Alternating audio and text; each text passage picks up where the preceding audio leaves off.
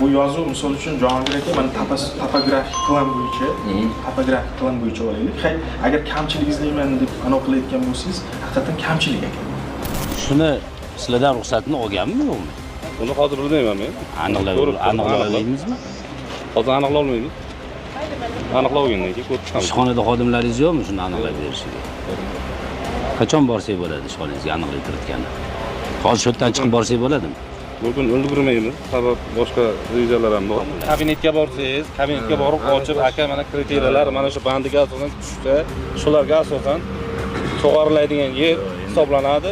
Bilim kabinetga tushmasa, aka bilim kabinetda emas-u, aqlda-yu. Bitta ko'rsatib beradi-da kompyuterda. To'g'rimi? Ha, yong'oq kesib ketdi. 13 ta yong'oq, 36 yong'oq kesib ketdi.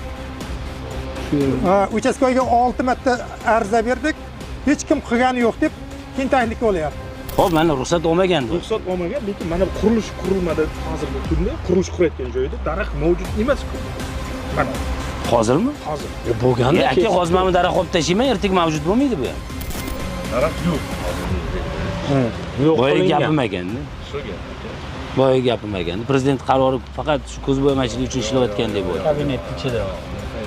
Xo'p, mana sizga aytyapmiz, mana bular ham aytyapti. Ruxsat yo'q, bermaganmiz, olmaganmiz, murojaat qilmagandir. Tushundim, aka, daraxt bor. Hozir nima bo'ladi endi? Daraxt borligi hozir men bilmayman-ku deylik. Keling, mana shundan bir dalolatnoma qiling, bo'lmasa monta qo'shni chaqiramiz, daraxt borligini isbotlaydi. Video rasmlari bor. Isbotlaydi, siz shuni oling.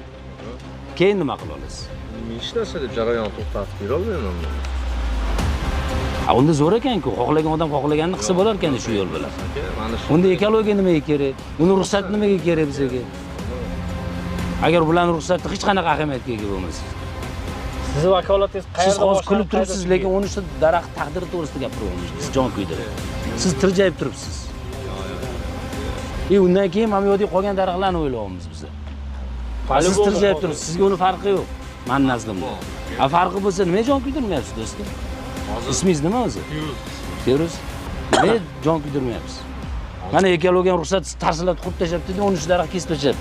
Mana rasmi boshqa chaqiring mana bu yerga qo'na qo'shlarni tasdiqlaydi. Antikorrupsiya. Assalomu alaykum do'stlar.